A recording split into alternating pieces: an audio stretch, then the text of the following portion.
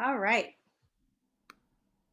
Okay. Hey, this is Malika of Evanston Live TV. I want to welcome everyone to a very special event that we have tonight. This is all about, actually, I love the title, Parenting While Black. I thought I thought that that was very creative. We've had an issue with designing programs for Black youth and getting more participation. So that's coming to an end. And I want to give a big thank you to the woman who put this event on tonight. Her and I had a great conversation. We've had several great conversations. And I just thought that this was a phenomenal idea. She heads a program, Digital Divas, and it's all about a caring parent network. And she's determined to bring everybody together and make sure that our youth have everything that they need for their growth and their development and their advancement. And I absolutely have so much respect for her.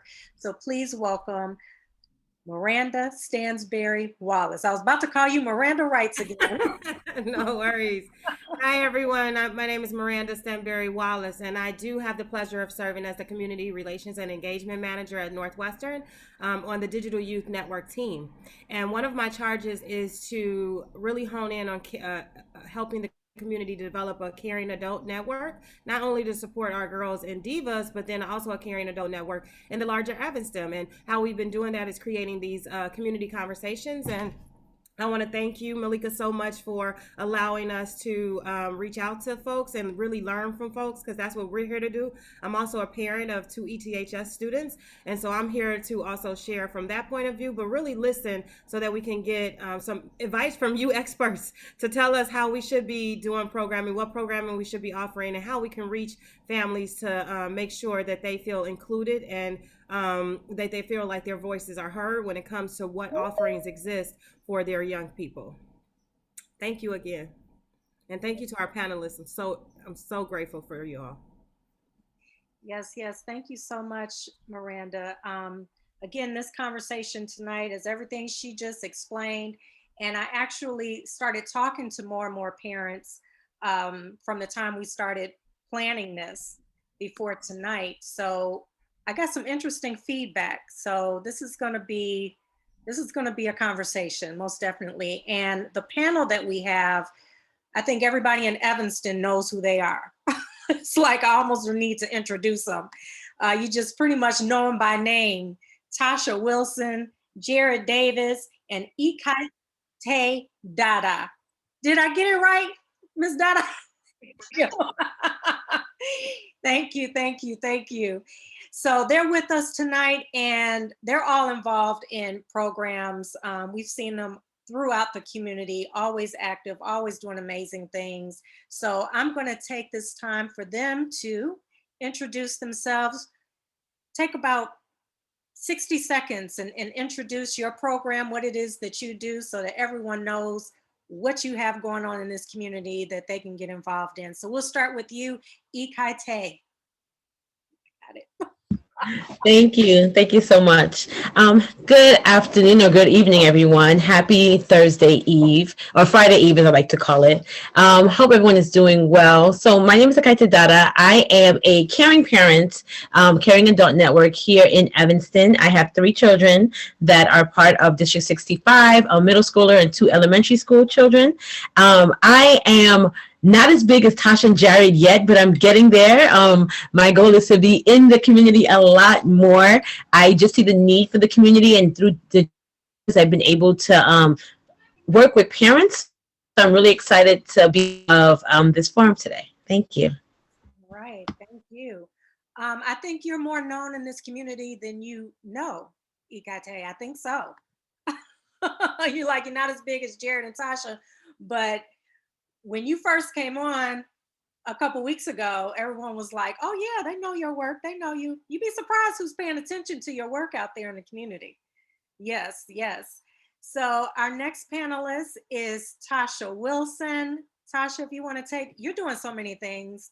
She's also Officer Tosha Wilson. So she's throughout our community in many different ways. So please, Tasha, take this time and let the world know who Hi. you are. Thank you, Melissa. I am Tasha Wilson. I am a police officer with the Evanston Police Department. More importantly, I'm a product of Evanston. I'm Evanston schools. I'm fifth generation. Went to Dewey, Haven, the high school before coming back home to my community. For lack of better, I am really involved in young women's sports. It has been proven that sports is truly important to the growth of young women in business and everything. So, is my connection okay? It's a little choppy. It's a little choppy. Oh, I'm inside of a dungeon. That's probably why. So, if you want to go to Jared, I'll find a better space. Okay, okay. And our next panelist is Mr. Jared Davis. Yeah, I think everybody knows Jared in Evanston. Hey, Jared. Hey, so thank you very much for the welcome, and I thank you for the kudos. I'm not really sure who all the people are that know my name like that, but I wish one or two of them would float me a check. But no, I'm kidding. I'm kidding. My name is Jared Davis. I am right now in my professional role, I am a relationship banker with Wintrust, better known as Evanston Community Bank and Trust here in town. We have two locations, one on Sherman, one on Grove. I'm a lifelong Evanstonian like Tasha, came through Walker and then Haven and then high school, and have been here ever since. I love Evanston.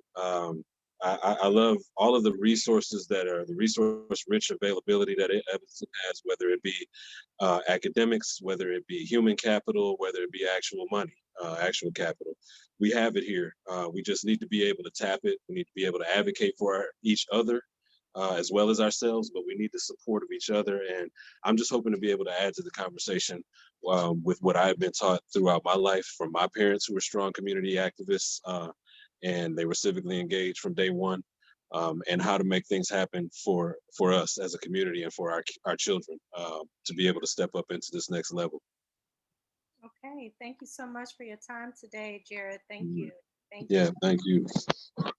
And Tasha, you want to try it one more time here? Do I sound a little better, y'all? Yes, that's better.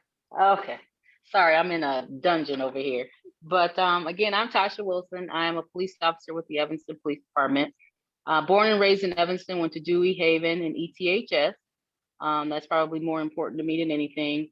Currently, I am a FAM coach with the Fellowship of African American Men, where that's basketball program was for student athletes since 1968. So it's over 50 years of, giving back to the community through volunteership. And I'm really an advocate for women and young girls in sports because it's been proven that those are the ones that become the bosses, that build confidence and everything like that. And I'm also the soon to be owner of the Laundry Cafe, and also engaged in a project called The Aux, which we're trying to bring Black entrepreneurship to Evanston through health and wellness. So I'm glad to be here. Great. Thank you, Tasha. Thank you. Thank you. So we're going to jump right in. I know that I was actually getting feedback on this event. And so I was talking to parents and asking them, what are some thoughts that go through your mind when you hear about a program or you see a program on social media? What is it that keeps you from looking further into that program? What is it that you immediately sign up for that program? What are you looking for?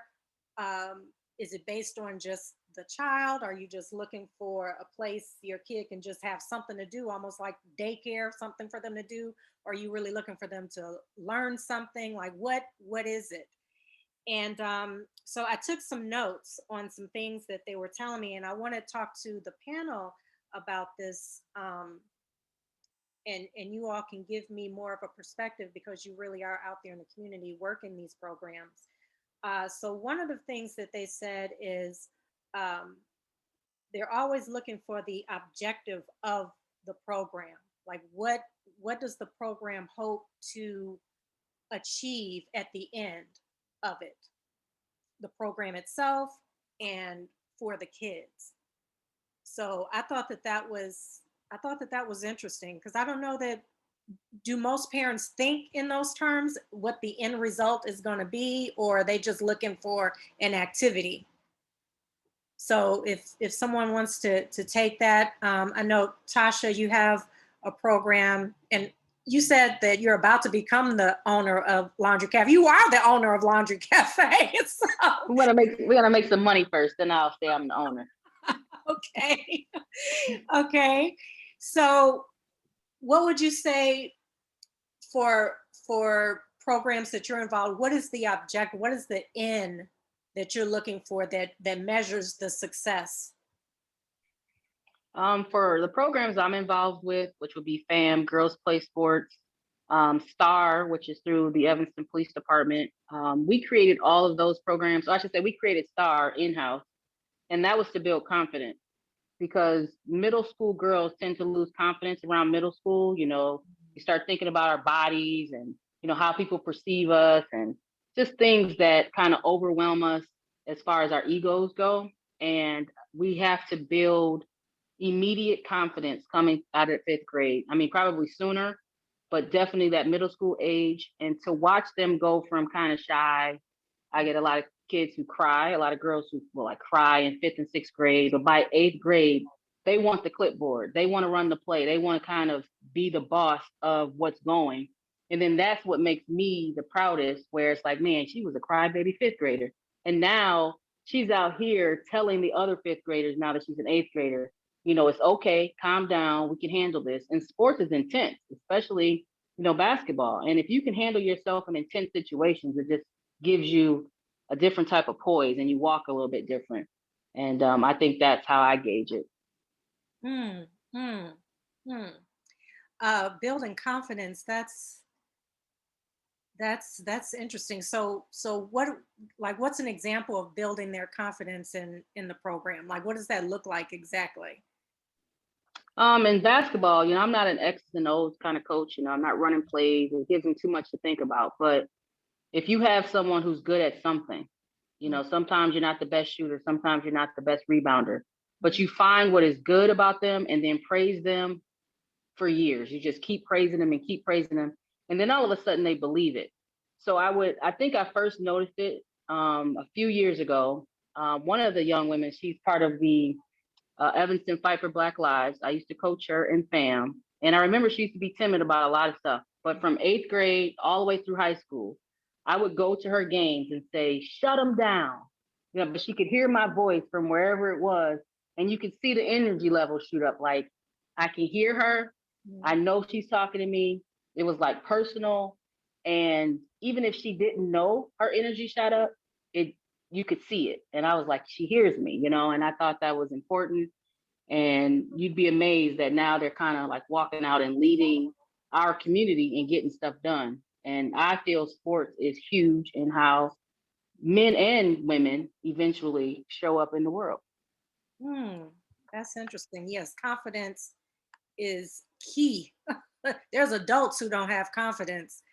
Yeah, that is very, very important. So that's the objective that's the outcome that you mainly look out for. Ekaette? I would definitely agree. I think what comes to mind when I think of outcomes that I'm looking for when I put my children into programs, or if I'm part of a program, is really growth. Some kind of growth, a growth mindset, the idea that I wasn't good, but I can be, right? The idea that not, you know, maybe not at this point, but eventually. The idea that they can do something and they see people around them doing things that they are interested in doing. So that's also really important to me, is just having that growth mindset, making sure that they're different from the time they started to the time they're end, even if it's an hour-long program. Right. They've learned something new. They've seen something new in themselves. They found out an interest that they might not have had before. So that's what I look for when I look at programs. Interesting.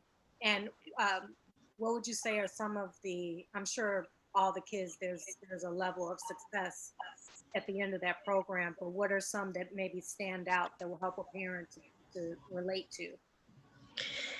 I think just understanding that children are different, first of all, because I've got 3 kids, and for example, the cardboard challenge that we just had, all 3 of them did it, and my daughter was the only one that was able to do something to the point where she was like really proud of, right? And for me, even though the two boys didn't finish it, they still had growth because it was an idea of, well, you learn that when I made them submit it, they were like, well, it's not done. I said, well, you started it and you have to end it. So just having those mindsets. So being able to, they commit to something, and showing that commitment is something that I see. Making sure that they get on those meets when they have those mentor times. And then just for my daughter, just seeing the excitement when things work, or even when it doesn't work, and being able to be like, okay, I'm gonna try again and try something new. So those are some of the things that I see as far as growth that I think parents can identify. Yes, yes, yes. Growth is needed. And again, there are adults who have not grown.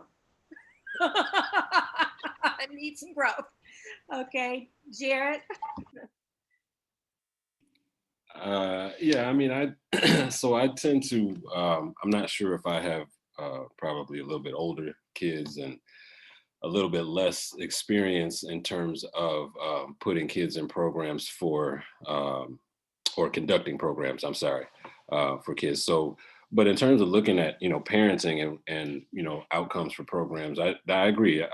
My wife and I do look at, or did look at outcomes and, things that we were trying to do. One of the biggest things I like to do when my children were little is something that my parents did with me, and they allowed me to try a lot of things, which, were not common. So for instance, I was the only Black boy in a ballet class in Wilmette when I was about 6 years old. That's how I met my best friend, though, Lisa Nichols, who was the same age as me, and we've been friends ever since then. She never let me forget that I picked the white girl to be a partner, but that's a different story. So from that, my mother put me in that class because she liked ballet, and she would watch ballet, and I would mimic the moves at home, and she would be like, wow, this cat is kind of like, if I could get him a class, like we all do when we see our children mimicking things or things that they like or things that they're just impersonating.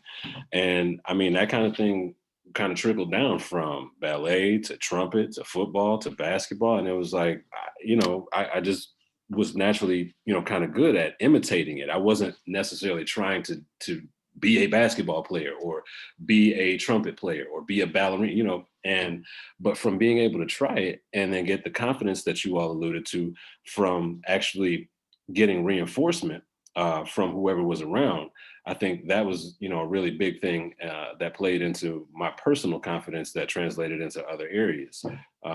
But the outcomes that we were looking for, I would say when they're little, are just, to reinforce what we might see. If we say, like I said, we might see something that we think that they might be interested in if they understood it a little better, or if there was a way that they could be a little more involved in it, just to pique their interest.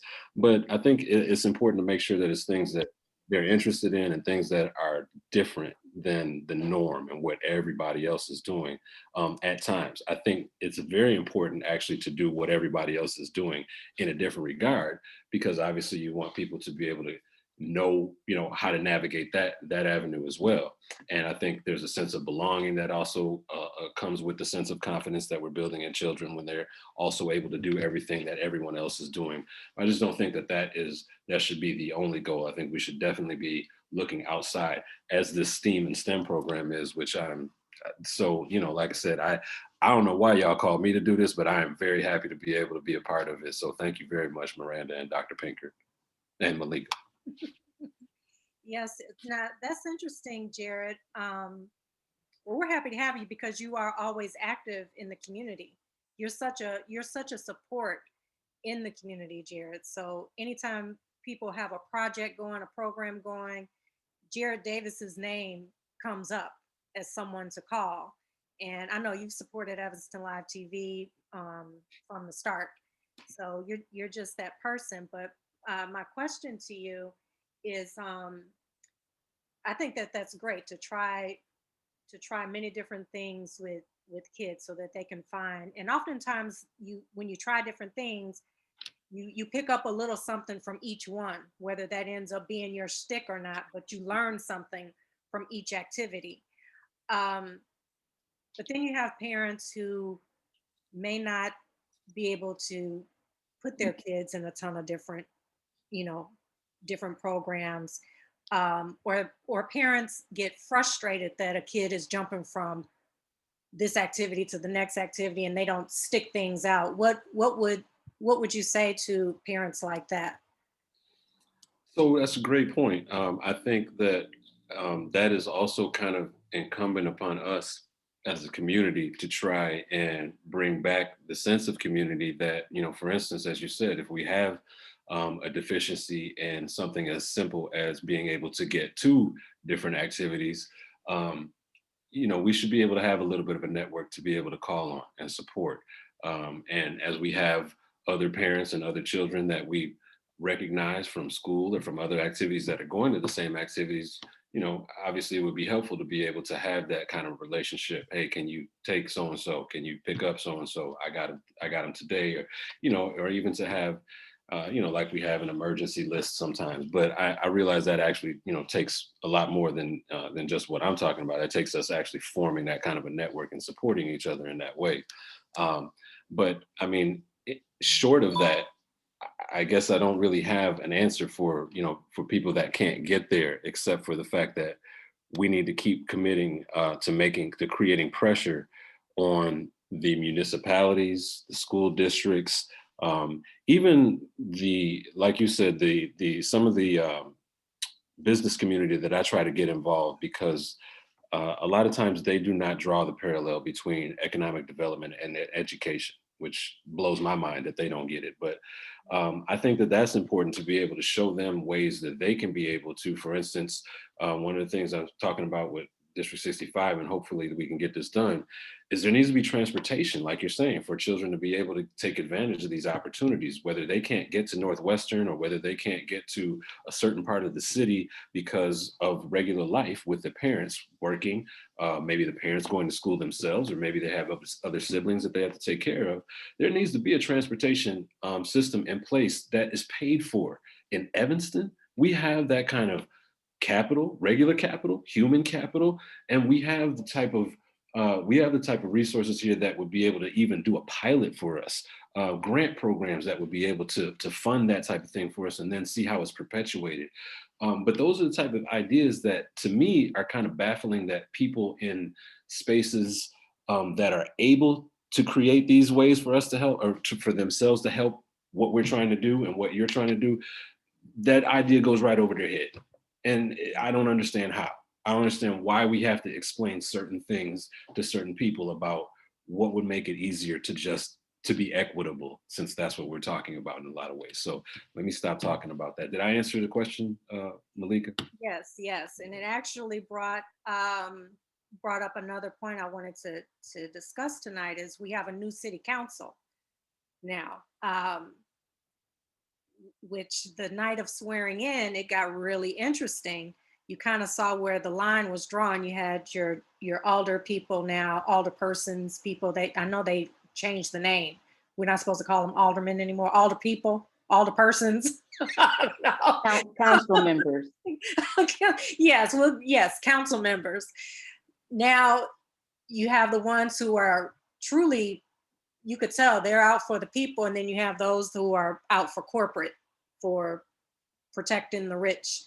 So just with beach tokens alone, so that came up the night that they were sworn in, for us to have free access to the beach, because many people do believe that beach tokens, making us pay for access to the beach, is a form of racism.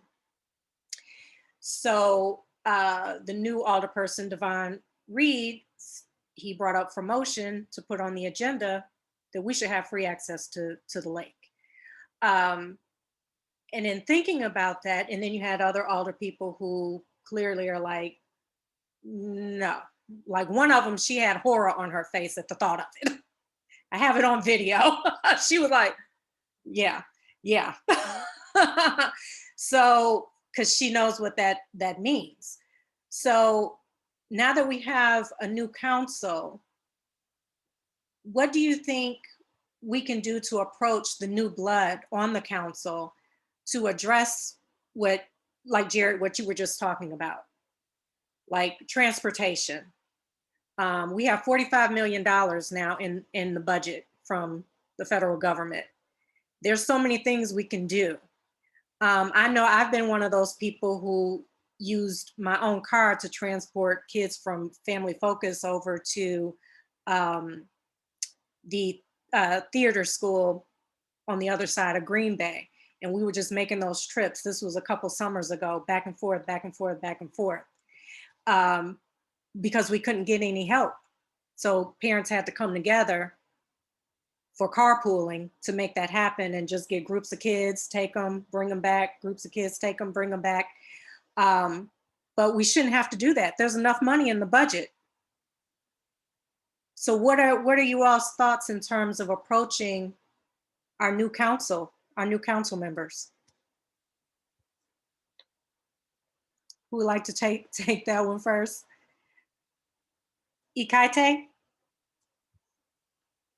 Sure, I can start on that. I think the biggest thing is really to have unity amongst us and really understand what we want. I think that's why it's really important for us to have these kind of discussions, because if it's too much of, if you have a lot of ideas and no action and no plan, then they just fall there and stay as ideas. So I think that it really is setting up priorities, setting up timelines, setting up things that we're like, yes, this is what we want. And this is what we, not even what we want, what we demand at the end of the day. You know, I think that that's really important. I know that I don't know all of like the background of Evanston. I won't say new, but, you know, I wasn't born and raised in Evanston, but I definitely see, like, when I hear things about like reparations in Evanston, and I'm just like, what we need are systems to help the situation that we're in, right? I don't need reparations. I need a school in my neighborhood, right? I don't need reparations. I need a way for my children to get to these programs that are throughout the city, right? And I think that those are the things that we really need to come together and be vocal about. And again, demand that this is what we not would like, what we demand and what we need to be successful. Tasha? I guess in fashion, I am my dad's daughter, and sometimes he's just controversial for no reason. But maybe it's because I'm an 80s baby and I grew up in Evanston. We got where we wanted to go because our parents trusted us to get there. So I know that might be like a whole new generation of understanding that I may need education on. But I moved my kids up to Lake County. So I live in Lake County now, even though I'm here every single day. And I'm looking at the sidewalks in my subdivision. That's pretty much it. Once you exit that subdivision, if they wanted to go to the other side of town, there's nothing but highways and byways, no sidewalks whatsoever. And then it just made me think of how lucky I was that every single sidewalk is connected to every single sidewalk in this town. We got on our bikes, we walked in groups, we protected each other. We had rules like, hey, make sure you take care of so-and-so. Everybody has to take care of someone. You go to basketball practice, you make it back home, and we did. We had parks galore where the programs would come to us. I live right across the street from one of the parks. The programs would come to us. So in addition to demanding things from the government, because it's our money and, you know, they should be making sure that we're good to go, we need to also try to trust our kids to get to and from where they're going. You know, we of course we start the process with them, but over time, you know, we want you to excel. We want you to be great. And if you want to go to this program, these after school programs that we go from one side of town to make sure we're at Family Focus for homework. And after homework, you get to hang out with some Northwestern students who, you know, educate you on science. And then you can go over to Fleetwood and play sports. And our parents were nowhere to be found, but they always knew where we were with less connection. We didn't have a cell phone, but they still knew where we were. And I think we need to get back to also trusting our kids to get to and from in a place that is kind of boxed in. And it's totally different than my experience with my kids. I am a parent of 2 kids. I adopted my younger sisters when they were 5 and 11 months, when I was 22 years old. And now I'm 43 and they're adults. So, I think we have to trust our kids too, in addition to getting transportation and other things. Hmm. Hmm. Hmm. That's interesting because I'm not going to tell you how old I am, but I'm older than you, Tasha. My my generation, yes, we would leave the house in the morning, be gone all day. Parents had to come like look for us. We would just be out and about going to do our thing, right? Um, but I know times have changed. You got more crazy people out there on the street, and I think parents are a little more protective because we used to leave the door unlocked. For when I was growing up, it was just safe like that. But those days are over. And then you think about kids who are like 6 years old, 7, 8. Even though I used to be outside by myself at that age. I knew the boundaries. Your parents give you the boundaries. You can't cross here, you can't cross there. Stay right here on this block. Um, I don't know. You think times have changed now? I mean, and you're a police officer too. Yeah, and as a police officer, I don't think anything here is more dangerous. I think the images and what we see is more prevalent. Like we used to have the morning news and afternoon news and night. Now it's every hour on the hour on the hour on the hour, and you're like, oh, the whole world is going down in smoke. But if you look at the numbers, it's less than when we were growing up. Folks were getting messed up too. It's just like, but our community was tight. So within those boundaries, 25 people knew who you were too. So it's not like you're just going past a stranger's house, like, oh, just saw so-and-so. They check in with you, Malika. Like, I just saw your baby, just so you know. Mhm. Like, if we don't build the net like the net once was, because we think the world is more dangerous, but there's nothing to support that other than us seeing the images we didn't see before. Mhm. So I think we need to build the community back up. And then every time I see your child, I'm yelling, hey, little Malika. Hey, little Miranda. They'd be like, dang, I used to hate that. Like, I hated that. I didn't know my name wasn't Lonnie until like 3 years ago, and I'm 43 years old. So I'm like, listen, people, I am an adult. Don't call me by my daddy's name anymore. But that is exactly what it was. It was pressure from everywhere that I see you, my eyes are on you, make sure you get to where you're going. So I feel like we too have to step our games up as far as community is concerned. Mm-hmm. Now, I was going to go to the outreach part of that. That brought me to the outreach and getting more information about what's out there for kids to get involved in. But Miranda, you wanted to say something? Yeah, just thinking about everything you all are saying, it's making me think when we go from like talking about city council and people in leadership and program leaders. I'm putting on my program leader hat, and I'm thinking, how can we be more efficient at getting the word out about things that are happening, but also creating a two-way pipeline so that we're also informed by our parent community. So in Divas, we are taking an initiative to help to partner with folks like you, Malika, to really provide forum and spaces for us to hear from our Caring Adult Network. But how can we do that on a community level?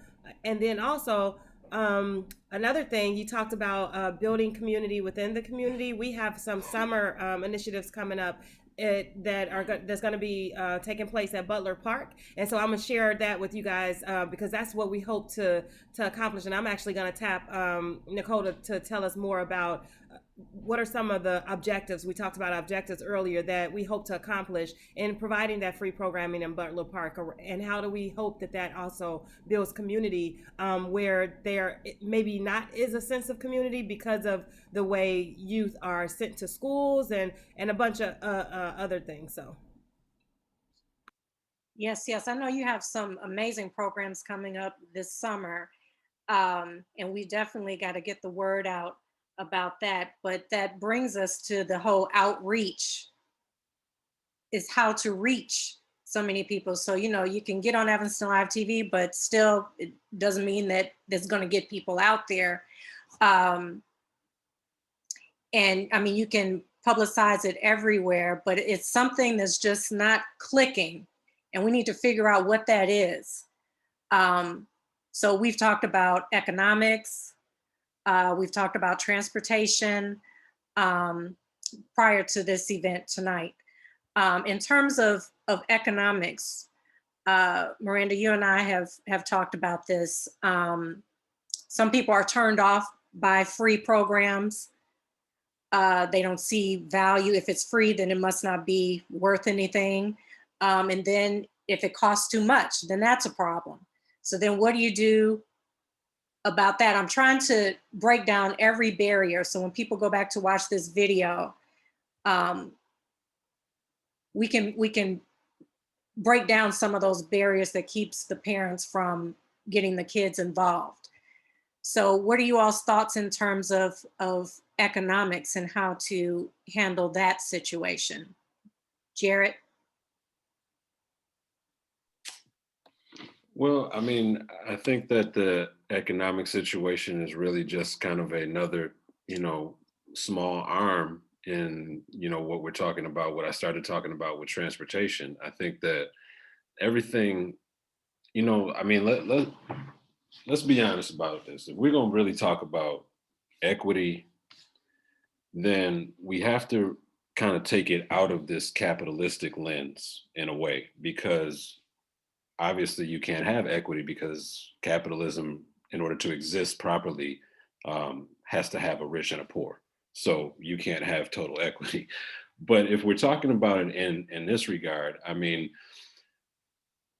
it looks like, again, the strongest thing that I think one of the strongest things that we're missing is funding for programs that we need. Obviously, education goes along with that funding. It's a 360 approach. When you got to know how to spend the money, you got to know how to save the money, you got to know how to invest the money. I get that. But we have money right now to be able to put together a marketing campaign, an advertising scheme, whatever you want to call it, that reaches people when they want TikTok to reach them, when they want AAU to reach them, when they want anything outside of what we're talking about to reach people. They know how to do it. Why don't they know how to do it with this? Why can't we put together a fire STEM STEAM campaign that is literally marketed at FAM, at the Evanston Youth Baseball Association, at ASO Soccer, at the schools, obviously. I mean, I know it already is, but we have signs at the schools, at the entrances and exits, just like we do for anything else. And it's going into the backpack and the digital backpack. And it's being talked about on whatever social media. I mean, put some real teeth behind, put your money where your mouth is. This is just as important as those other things. And so if people who are talking equity in town, to kind of go back to what you're talking about economic development and how can city officials play a role in it, you have young people like Evanston Fight for Black Lives, Defund EPD, Talking Whiteness on Central Street. They are all doing the work that us grownups, I shouldn't say us, but a lot of other grownups are hoping that nobody does, because that's producing the data that you need in order to say, this is how y'all want to play. You want to play with dollars and cents? Fine. Here's the dollars and cents to do this. If you would stop doing this stupid stuff over here, which doesn't do anyone any good, you could literally take care of this over here, which is so needed in our community, which we all agree on. So I think that we should do things like partner with, I don't know if you all are familiar with PEP, the Pta Equity Program, I believe, that has now been started in District 65, is a program to be able to try and bring equity among every school's PTA. Because you got schools at Orrington and at Willard that's doing stuff that people at Oakton can't do, and that's doing stuff that at the PTA at let's say Walker or or another school that can't do. The object of that is to bring equity to that program so that it is spread across all 18 schools. They have all bought into it. They're all on board. This is a program that is moving forward right now. And I think that would be one of the ways to be able to make sure, hey, this message is important. This needs to get out to all of your student body across all 18 schools, just like everything else you push out, and even more in some regards. So yeah, I think those are some of the ways we can deal with the economic barriers that are in place. But we have to, again, the people that are in place, we got to be willing to call people out and hold people's feet to the fire about stuff like this. People that there are literally people that we all know that in the end kind of pull the trigger on stuff like this or make decisions on it, right? So, you know, if it's not happening and we don't have people that are able to do that, then we're kind of in the same place. But I definitely think that a lot of the work that's being done now by some of these younger groups that are around town that have a lot of fire, they got a lot of energy, and they got a lot of, you know, they're angry about some of the stuff. They've been turned on to some of the wrongdoings, and you know, bless their heart, they're trying to do what they can, but they are literally providing data that people are asking for in order to be able to move forward, and people are not reading the reports. So there's money out there to do what we need to do in a broad spectrum of what we need to do. It's just a matter of, I guess, maybe getting the right people to pay attention to it, because the work has been done.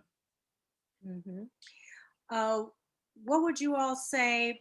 I know part of the summer programming that's going on at Butler Park this summer, I'm really looking forward to it because I'll be participating in that thanks to Miranda. I'm so excited about it. So in talking to you all, it's helping me to really shape how I want to run the media part of it for the kids, teaching them media. But what are some programs that you all like? I believe someone said, one of the panelists said, we need to know what we want. I think Ekaette said, we need to know exactly what we want. So what are some programs that parents really feel that all kids need, that our youth needs right now?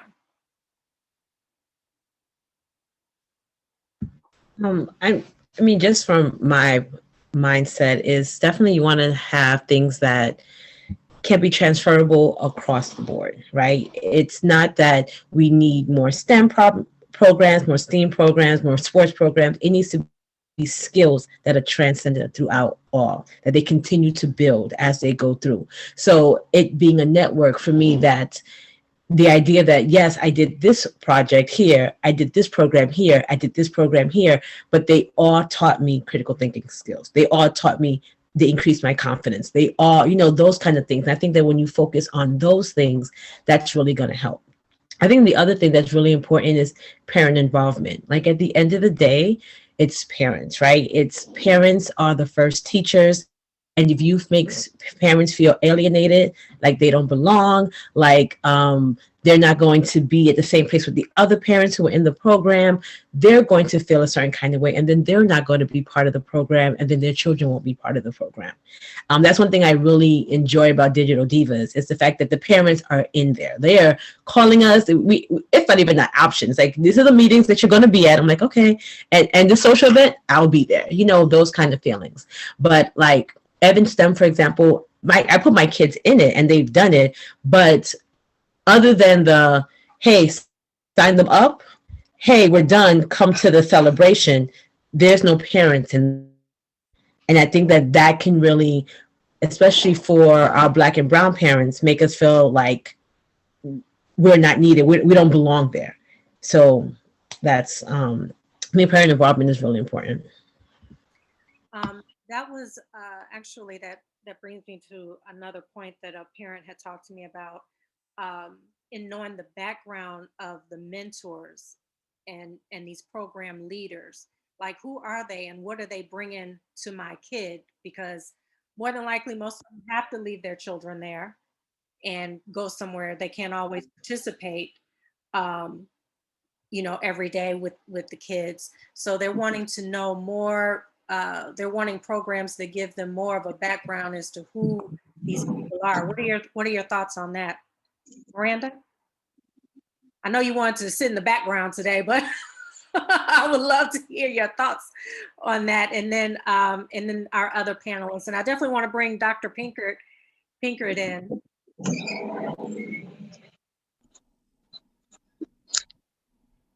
So, Malika, your question actually has me thinking about a conversation that we had too, around this idea. So one thing about it, I will be remiss if I didn't mention STEAM ambassadors and why we take that approach. So STEAM ambassadors are the approach to running our programming. So STEAM ambassadors are 18 to 24-year-olds that are trained, and primarily youth of color that are trained to lead programming in the parks and virtually, and throughout our partner sites for young people, because we truly believe that if they can see people that look like them, and engaging in the program will come more naturally.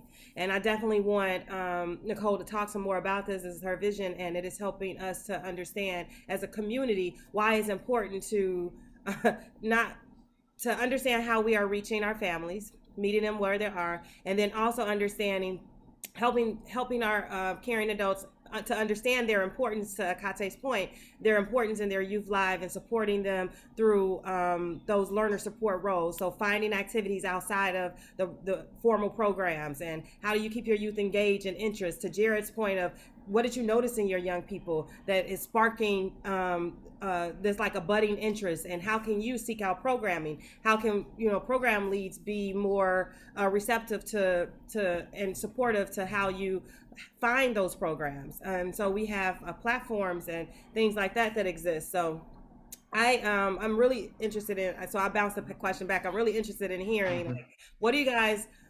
How do you stay so informed? Because I know the panelists stay informed, but what do we say to the folks that maybe aren't informed and maybe haven't sought out additional programming, maybe because they don't know the importance of STEAM? We've heard everything from not knowing the importance of STEAM to also not being able to access it, to also just not understanding that it is for them. Maybe because it's not designed in a way that looks like it's for them. Have you ever, attended something, you're like, just to your point, maybe this isn't my space, right? And so how do we make those spaces feel welcoming to our families?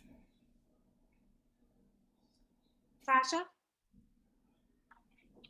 For me, I think language is important. So I've always heard STEM, and now STEAM is actually something new to me.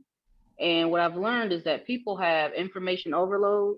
Mm-hmm. And what may be, STEM to me, and then when you switch the name, people don't always pick up. And you think sometimes things are really, really simple, and then you'll get those inbox questions, and you're like, okay, I felt like that was common sense, but then you got to humble yourself and just answer the question. Like, how do you not understand what I just said to you? People really don't always understand what we think is in the simple terms. So I think we have to figure out what people understand, make it as simple as possible. Because even when you break it down to the bare minimum, there's still going to be a question. And it's amazing, but I've learned that in this past year, just doing some of the things that I'm doing. And I'm like, I don't really have time to answer all of these small questions. So I try to make one broadcast about it, and there's still more questions. So you just have to keep talking to the people, keep meeting them where they are, and pushing that agenda. But it's tough. And you think that social media makes it easier, it actually makes it harder. That's interesting, Tasha, because I actually had a conversation with some parents recently, and I said, you need to meet people where they are when you're trying to communicate your message. And they said, well, that's insulting. I'm not going to dumb myself down. And I'm like, it's not about dumbing the message down. You need to connect and relate to the people. If you want them to participate, you got to meet people where they are. And you'd be surprised, when Miranda first brought up STEAM, I was thinking STEM. I was like, well, what's the difference between STEM? And sometimes you're embarrassed to even ask the questions, but I'm one of those people. I'm like, I'm going to ask you. So, but some people won't ask. So then therefore the kids don't get involved. And it's true. And really, go ahead, Tasha. I'm sorry. I was just going to say, I have a journalism degree from Illinois State. And I just remember, like, some of the key things they would say is, like, never get too complicated. Always never write beyond an 8th grader's level. So when you watch the news, everything is simplified. You can understand everything that's happening on the news unless you go to something more sophisticated. But you have to go find that. Everything that's free to you on 2, 5, 7, 9, 32, they're all saying the exact same thing in a different cadence, but you understand. So your child can sit and watch the news and understand exactly what happened on the South Side, the West Side, and Evanston. It's because that's what they're trained to do. And that's why the media can get you easier than, say, someone who's being more sophisticated. So for the message, you get them with the simplicity, and then you can bombard them with all the sophistication once you reel them in. Yeah, and I was gonna say, I found I found this tactic to be a little successful too, is challenging the narrative of, well, we built it, but they just don't come, right? So if we have all these programming, we offer all these wonderful STEM programmings, we just can't get like Black and brown families to participate. Maybe they just don't want to come. Maybe they're just not interested in STEM. And so I'm super excited to challenge that narrative this summer. One, but also the way that programming is being designed currently also very excites me, because I know that it's grounded in proactively providing a solution to data. And so with that, I'm gonna tap in Nichole. Can you talk to us more about like what you've learned and how the design of the programs that we have happening this summer, everything from STEAM ambassadors to what actually is being offered. Like it was actually Malika Nichole that was like, we need to tap Malika to make sure that we have an art, that, this podcast art, because that's cutting edge, right? Though you talk about TikTok, they already have the skills, and to Ekaette's point, transferable skills. How can we continue to get that going now that we see the interest, like on a broader level? Mm-hmm. Well, I mean, really, it's a collective. I think I'm fortunate to work with a great group of people who are parents and activists in the community, and we're constantly bouncing ideas off of each other. So oftentimes people think it's the professor, but it really isn't. It's our job to listen and collaborate. But mainly, I was fortunate. I'm from Kansas City, Kansas, and grew up in a community where access to learning, access to the next step opportunity was just fluid. It was just there. And in reality, many folks grow up in Evanston, right? Many kids are just have easy access. And I think oftentimes for our young folks, everything is formal classes. If you want to learn STEM, you got to go sit somewhere and someone needs to teach it to you. So what we decided to do this summer is to say, everyone needs to be outside.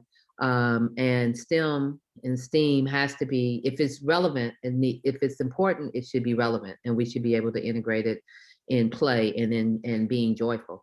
And so we just took up the challenge to say, I live on Beck Park, so I live in the 5th Ward.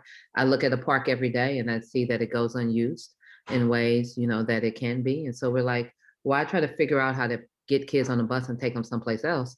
We're just going to take over the park right outside where folks live, and we're going to bring fun, engaging activities led by young folks who look like them into their backyards. If you think about sports, I remember Tasha. I remember seeing Cynthia Cooper and Cheryl Miller play for USC, and it's like, I want to do that. And I went out every day and played for that. I cried when literally cried when I Hidden Figures saw the movie, because I'm a computer scientist. And I'm 50. I didn't even know they existed until 4 years ago when the movie came out. And I'm like, wow, all that time I was playing basketball trying to be Cynthia Cooper, where I really like CS. I had no concept of putting in time to work on that.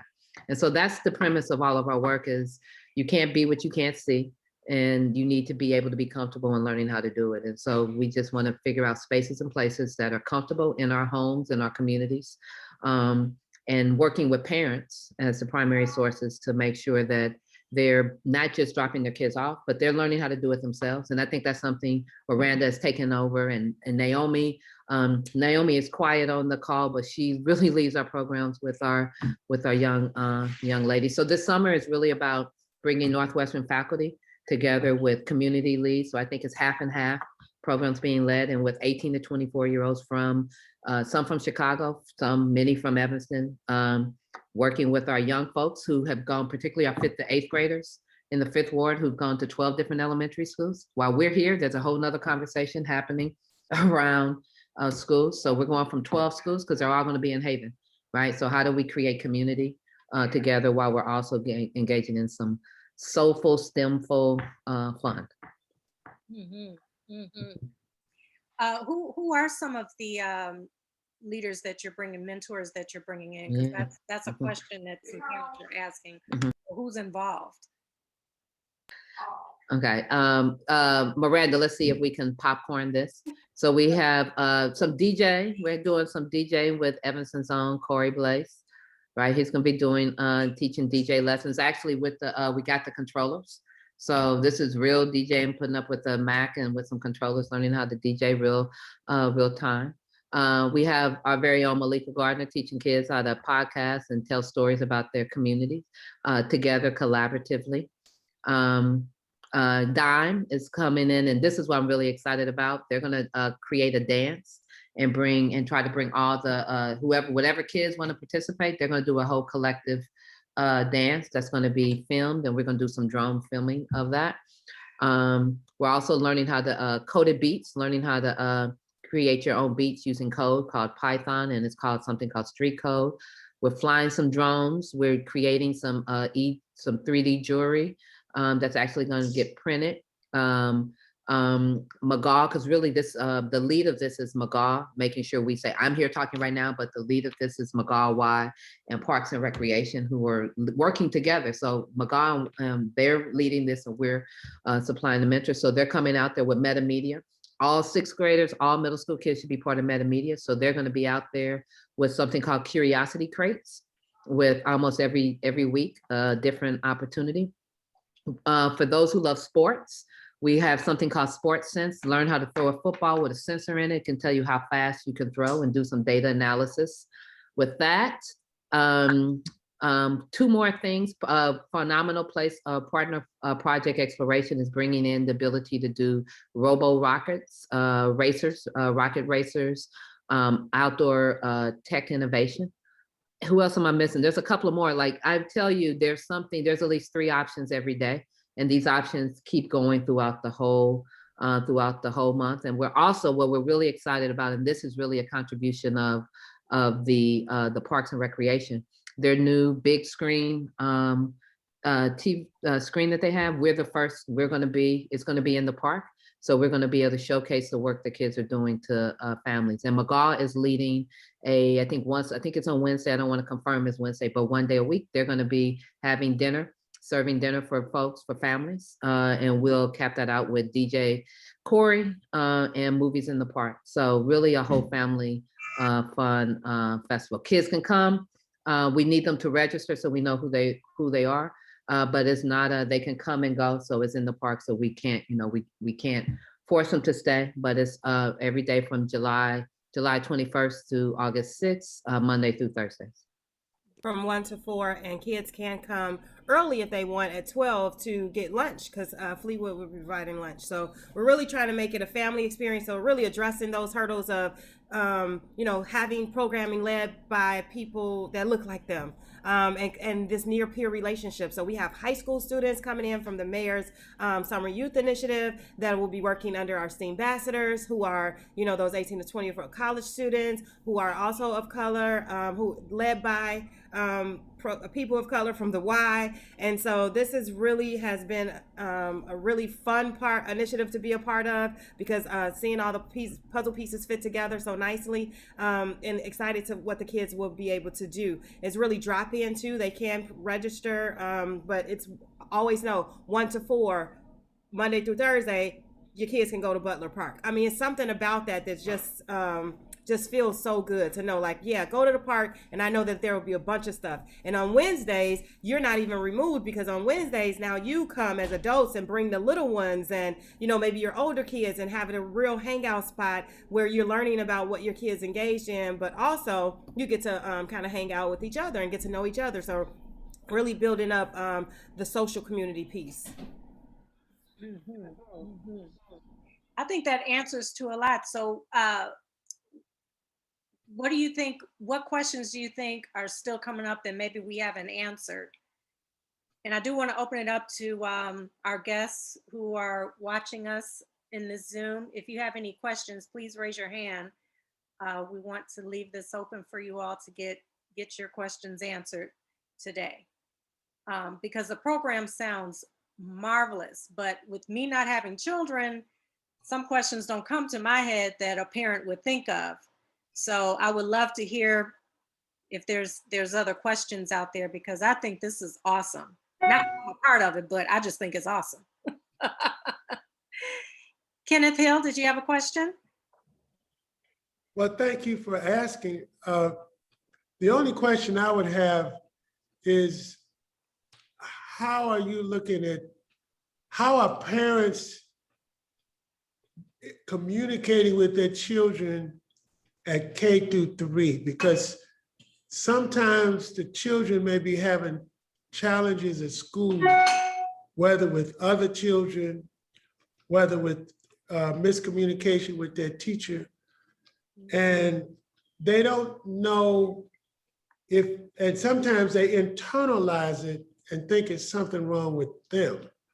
And the only way that can be the parent, by communicating, staying real in communication with their child, they're able to pick up that subtlety and have them to share.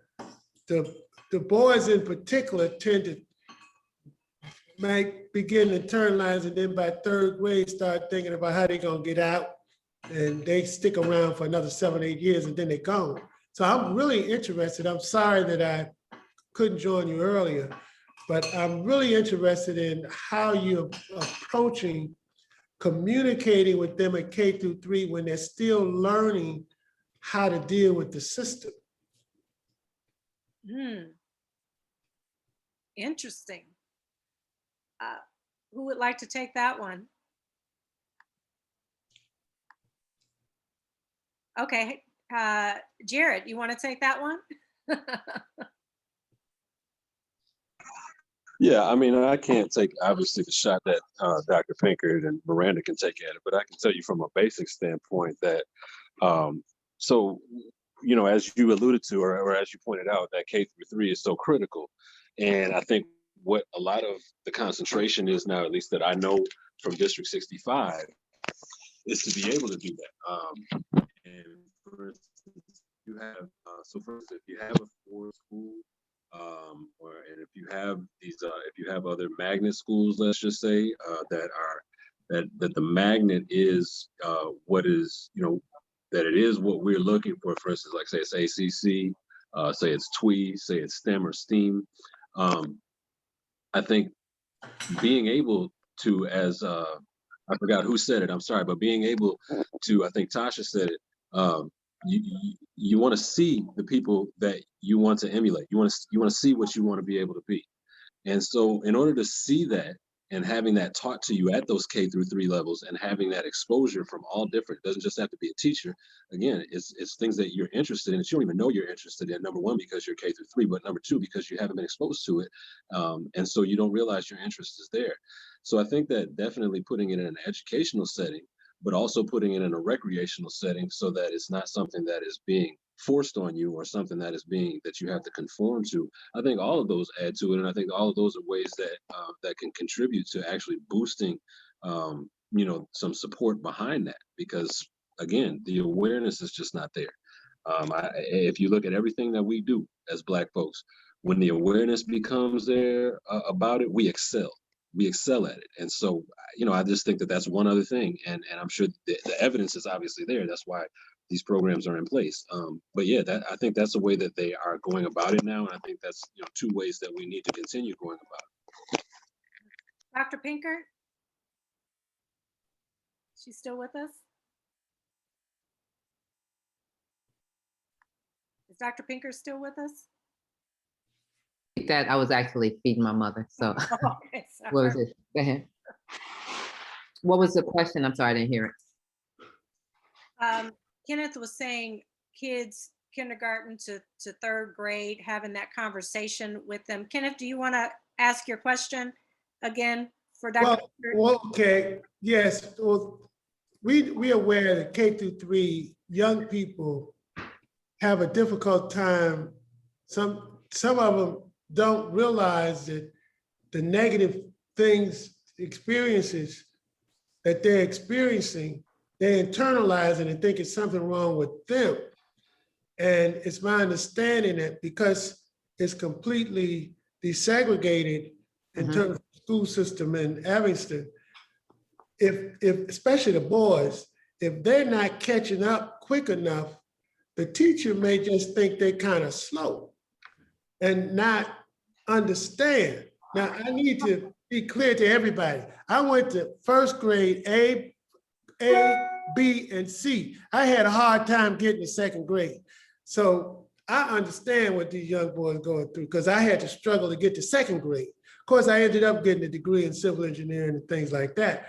But during that period, my mother had to intervene and grandmother to help me understand that I was still okay, even though they put me in one seat because I couldn't get to second grade. I had to go a year and a half. So if you don't hit that correctly, and if the parent isn't engaging that child and understanding that they're picking up something, telling them there's something wrong with them, and they don't have an intervention strategy, then and I have a colleague. It's like, how do we think about, how do we sort of counteract some of what's taking place in schools, or how to create engagement and confidence, and how do you address that in some sense? The parent that I'm talking about. But I think it's, yes, we can say parents. I also think it's community. I know I grew up where it was Mrs. Smith. There was the village, if you will, instilled a sense of confidence and responsibility. And we're so many different role models and examples.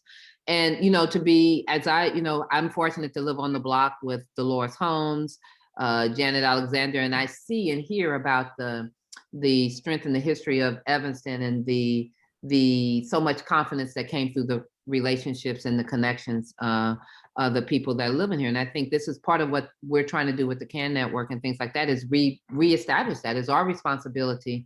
It's not waiting for what the school district's going to do, is what are we going to do to create those spaces and places that our kids see us involved in their lives, see us holding them accountable, and see us making ways and possibility for them to connect together. And I do think it is more of an issue here of how to create that connection, because kids go, and kids who live in such a small area go to so many different schools, right? In a way that even as a parent, you walk outside your door, you're not, you might not talk to the parent next door to you about schools because they don't go to the same school. And so those conversations of who was the best teacher, who would you recommend for first grade, they don't happen because in reality, that's not in place. So then I think as we do the work to get our own school and to create better learning spaces, we can still be doing today, which is what we're trying to do in the parks, is to create those opportunities and make sure, even if it's not, our own kids, it's the kid next door is participating in those opportunities. The same way it happened for us growing up. My parents worked, my mom worked, but it was the neighbors who took me to, in those days, everyone could get in the back of a pickup truck. So it was the neighbor who took us to practice. It was other people who coached who didn't even have kids. And I think that's what we can do. And if we do that, we will have the confidence, like you said, Tasha, with the example. What did you say to the young girl on the basketball court, which you would shout to her that brought her confidence? Shut them down. Shut them down, right? And that instantly you saw her spine got corrected. And so that wasn't your child, that was you taking it as your responsibility to be that nurturer. And so I think this is easy. I don't think it's hard. I just think we just got to commit to doing it. And let's get it done. Can I add something to Dr. Pinkard's point is you being over there with Miss Alexander, Miss Holmes, people who raised me. I feel like we have to address culture, and we have to address old Evanston and people who are moving here, because we are speaking two different languages, because we hold tight to Evanston. And sometimes we're in battles just to say this is our territory, and we need to kind of let that go. I'm guilty of it because we do love it so much. And it reminds me of when I first met Miranda. I remember you had the Digital Divas flyer, and the Digital Divas flyer said Foster School. And I said, well, technically it's not Foster School, it's Family Focus. You're like, well, I talked to 10 people who said it was Foster School. And I'm like, yeah, this is my daddy's people. Foster School been closed since 1960, but it's Foster School. So I think, especially with Black and brown faces, we have to talk to each other, because there is a history that we are going to hold on to and fight for and cry about. And, it's just in us and we can't help it.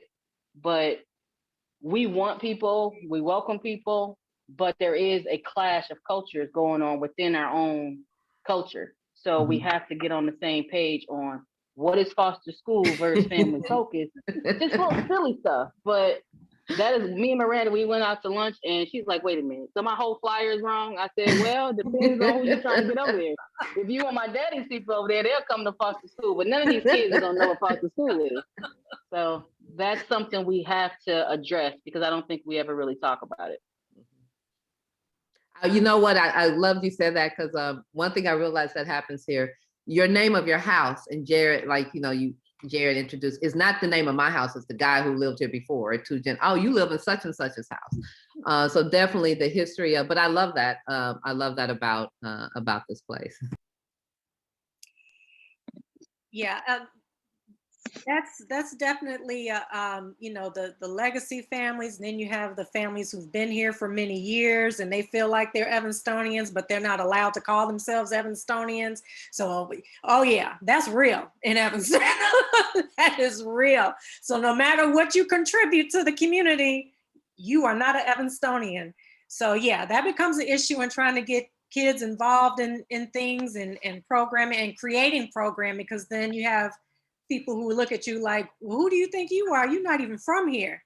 You're not supposed to be doing it. I remember people said that to Dino Robinson, that he did not have the right to collect data and archive Evanstonian history, Black Evanston history, that he didn't have the right to do that. So, that is an issue in Evanston. It's very real. That's a separate barbecue. We gotta have a separate barbecue to be like, hey, I know who you are, you know who I am, and we'll be touched, but we mean well, but we are touched. Yes. And then what Kenneth had said, if anyone else has another question, please raise your hand. What Kenneth had said also, because we're dealing with the achievement gap, and it really does start at kindergarten. So if the parents are being told that your kid is slow or has issues, then the parent might be afraid to put them in a program with other kids because they've been sold that their kid is slow. And I mean, and here's a man who turned out to be an engineer. How do we communicate?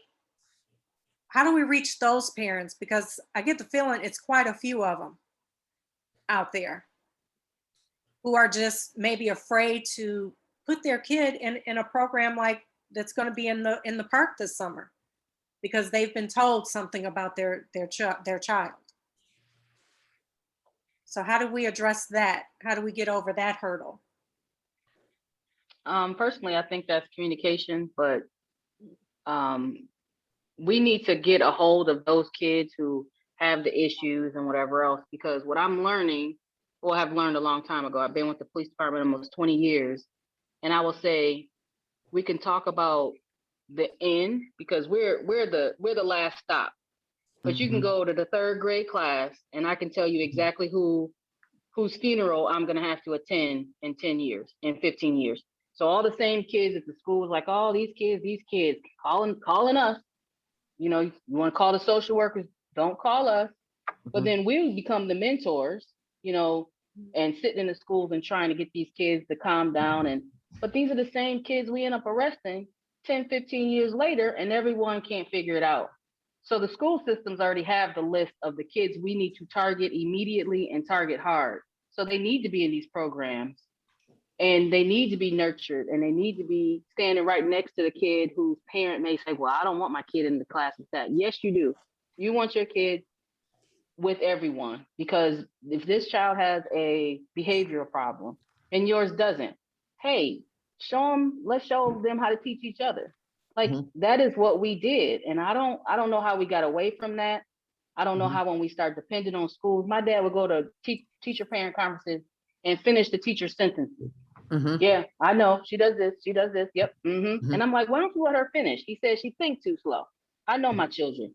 So we have to get back in tune with our kids. And I personally, I'm with the doctor here. We can't keep depending on these schools to teach our kids. Like we went to school knowing ahead of time with that stupid multiplication thing with the lines and 8 times 8 and finding 64 on the paper. That was torture for me at home. And we have to figure out how to get back to community is what's going to save us, not city council and not these school systems. They're just not set up. Just like the police department. If you want to defund the police department, might as well defund these schools and put the money in the homes and help the parents teach their children. But we're messing up here.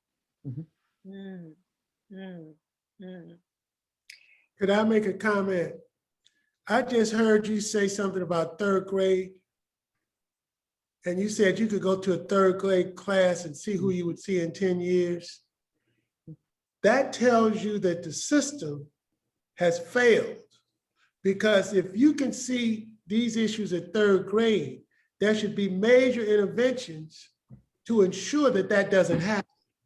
That's what you just said tells everybody here how the system is working against us. So the only way you can change that is when you see those 4 or 5 that you think that system, the people who are in charge of that building and part of that community should have a direct intervention. Now, they was gonna send me to boys reformatory school, but I lucked out because I ended up living in Algill Gardens in the suburbs with some African-American teachers that cared about me and told me I could be somebody. So I lucked out. But they were sending me to boys reformatory school. That was the plan. Because I was about second grade. They had me on track. So when you said it, it kind of touched me another way, because until that intervention, I lucked out.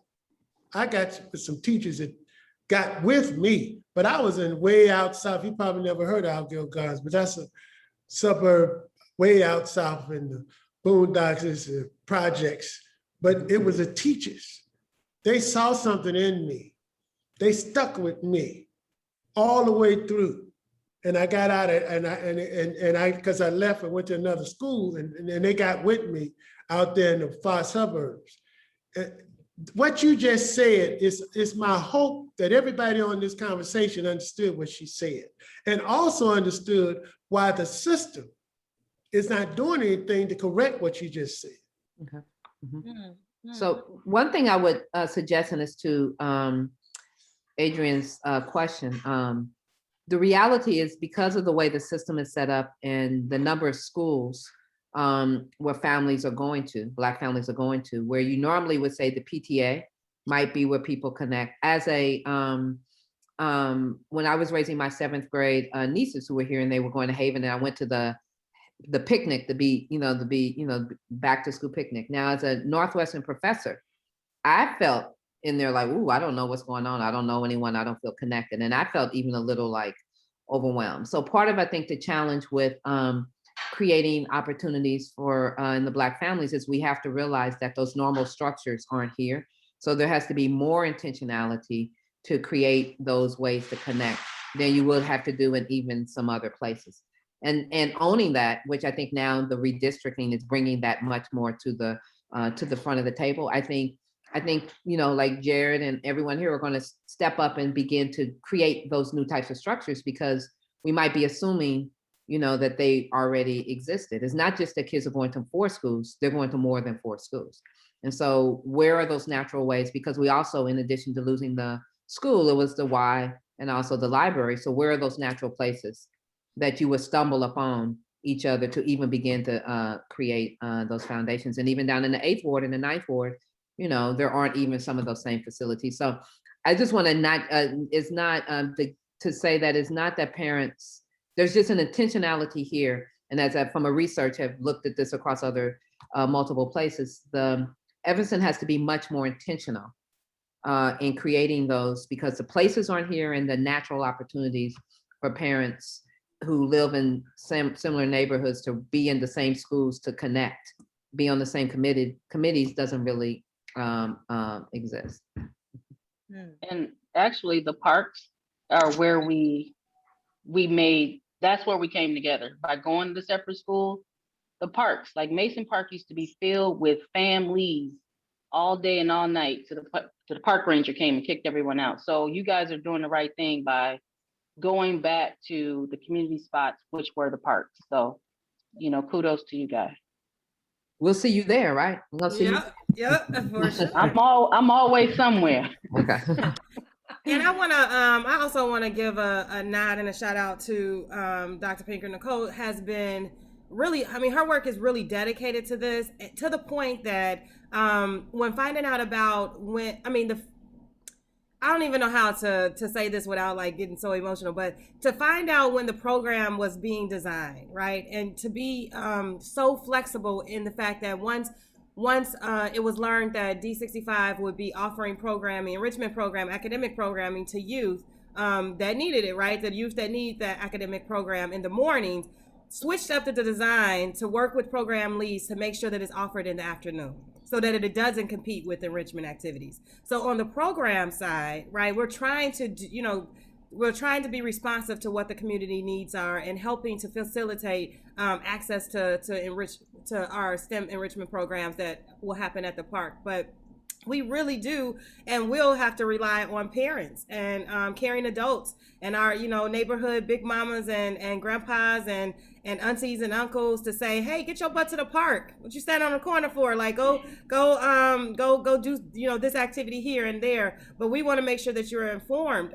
about what's happening in the neighborhoods too. So I just want to say thank you to all of you all before, because I know that it's getting close. All of you all before you leave, you have no idea like how much we rely on you and count on you. All of you know, because I have a relationship with you, and you know that I'm always calling, texting, or something like I need to understand this. And so I appreciate you all, but I appreciate you using this platform to also help educate other adults and caring folks in Evanston, so we can support our babies and get them the resources that they need. Yes, yes. We're going to wrap it up. This was a great discussion.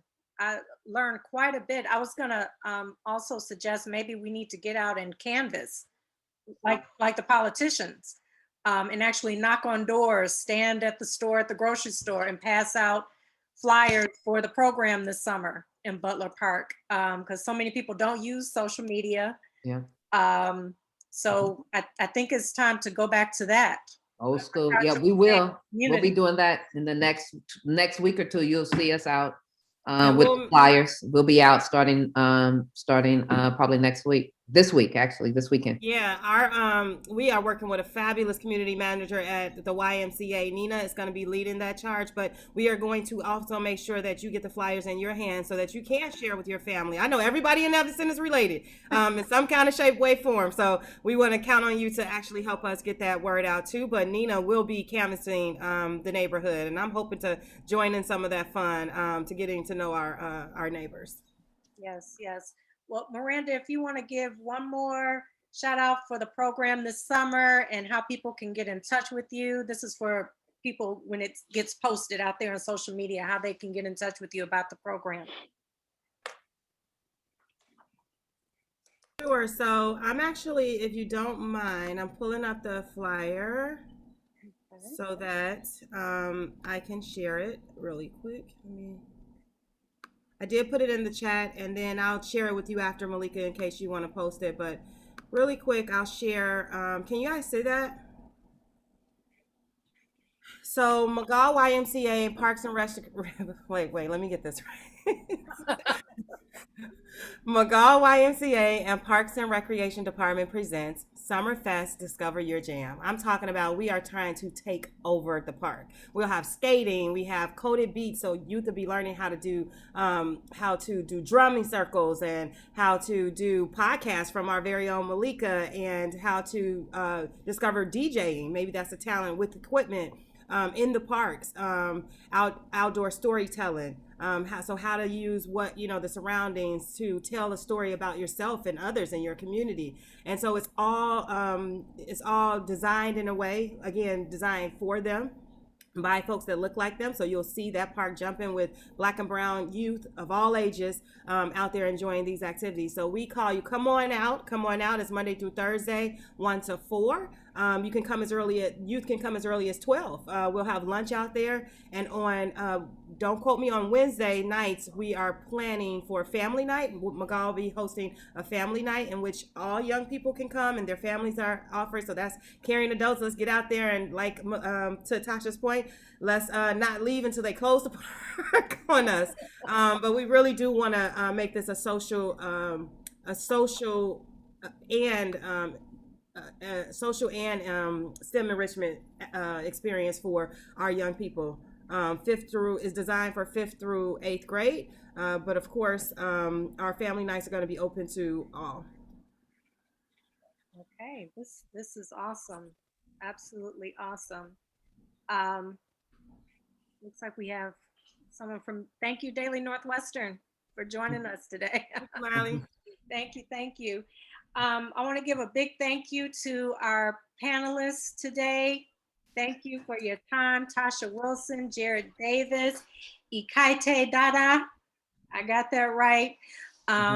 You all are, thank you so much for your love for the community and everything that you do, and participating today and shedding some light on a lot of the barriers that, you know, keep people from getting involved and participating.